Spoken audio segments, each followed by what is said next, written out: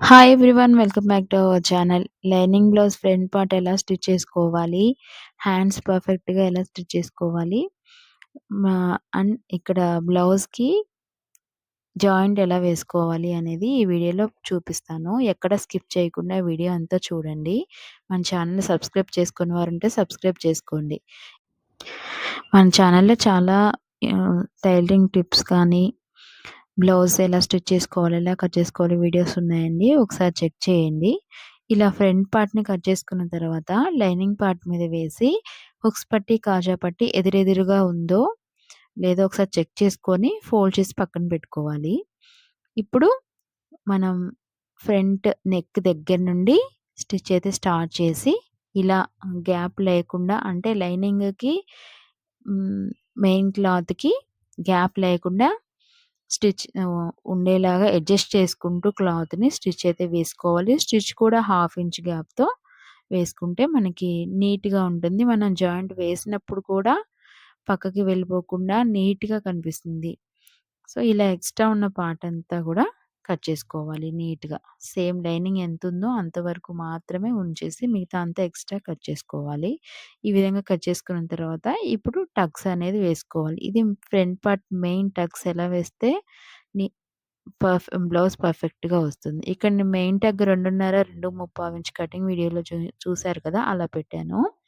ఇక్కడొచ్చేసి hooks పట్టే వైపు మిడిల్‌లో పట్టీకి మధ్యలో ఆహ్, టగ్ వచ్చేలాగా ఒక లైన్ అయితే డ్రా చేశాను. మీకు అర్థం కావడం కోసం నేను లైన్ డ్రా చేసి చూపిస్తున్నాను చూడండి. ఈ విధంగా హుక్స్ పట్టీ దగ్గర టగ్ వేయాలి. మెయిన్ టగ్‌కి హుక్స్ పట్టీ దగ్గర నుంచి వచ్చే టగ్‌కి గ్యాప్ సేమ్ ఉండాలి.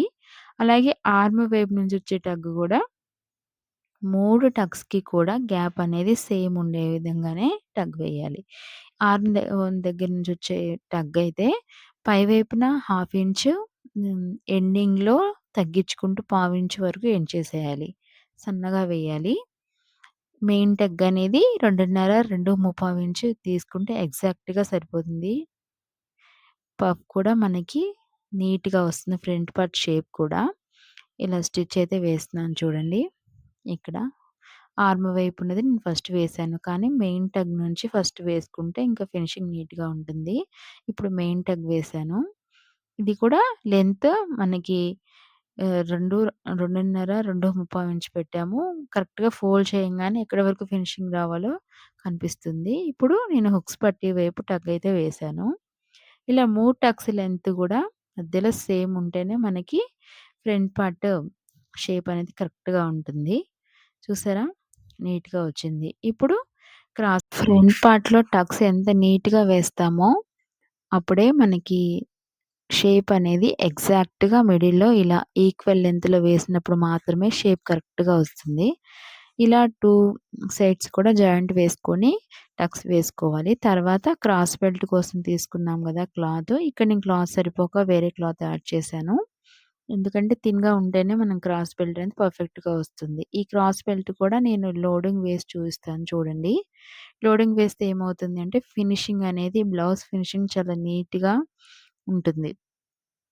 ఇప్పుడు ఈ విధంగా ప్రిపేర్ చేసుకున్న క్రాస్ బెల్ట్‌ని ఇక్కడ మనం హుక్స్ పట్టి లేదా కాజా పట్టీ వైపు చివరి వైపున క్రాస్‌గా పెట్టుకొని అక్కడి నుంచి 1/2 ఇంచ్ గ్యాప్ ఉండేలాగా రెండిటిని యాడ్ చేయాలి. క్రాస్ బెల్ట్ ఒకవైపు, బ్లౌజ్ ఫ్రంట్ పార్ట్ హుక్స్ కాజా పట్టీ వైపు యాడ్ చేసుకోవాలి. ఇప్పుడు దీన్ని ఇలా ఈ విధంగా లోపలికి ఫోల్డ్ చేసి రెండిటిని ఫోల్డ్ చేసిన వైపు కొంచెం లోపలిగా పెట్టుకొని ఎడ్జెస్ రెండిటిని కలుపుకొని స్టిచ్ వేసుకోవాలి.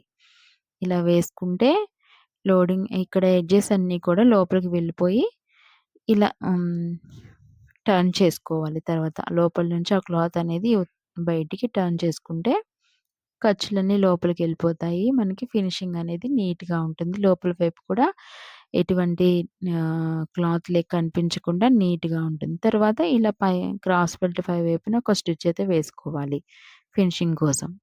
ఇలా వేసుకున్న తర్వాత ఇప్పుడు ఈ వైపు కాజా పట్టీ అనేది ప్రిపేర్ చేసుకొని వేసుకోవాలి. ఇలా 2 సైడ్స్ కాజా పట్టీ, హుక్స్ పట్టీ అనేది వేసేసాను.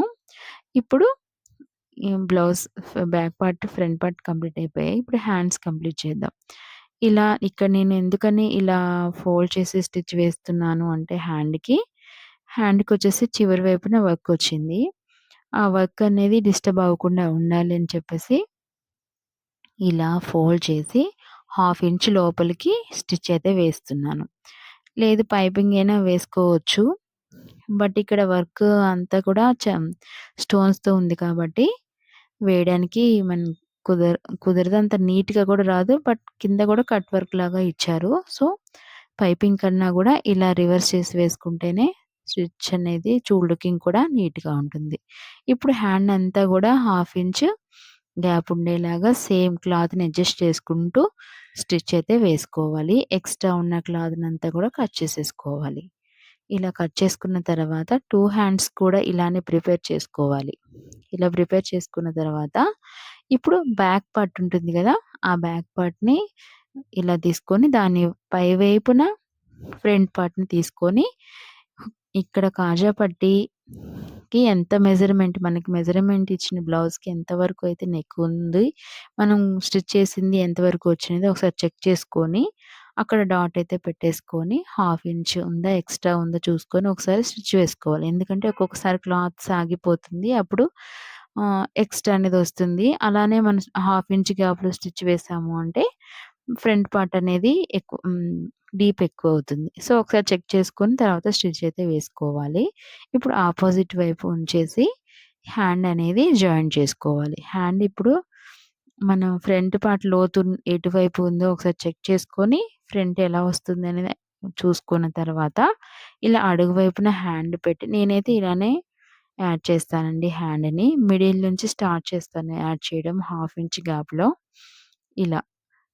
ఇప్పుడు వన్ సైడ్ యాడ్ చేసిన తర్వాత ఇక్కడ నుంచి మళ్ళీ రివర్స్ తీసుకొని ఇలా స్టిచ్ అయితే వేస్తాను. మిడిల్ పార్ట్ వరకు వేసి అక్కడి నుంచి మళ్ళీ కంటిన్యూషన్ అనేది హ్యాండ్ యాడ్ చేస్తాను.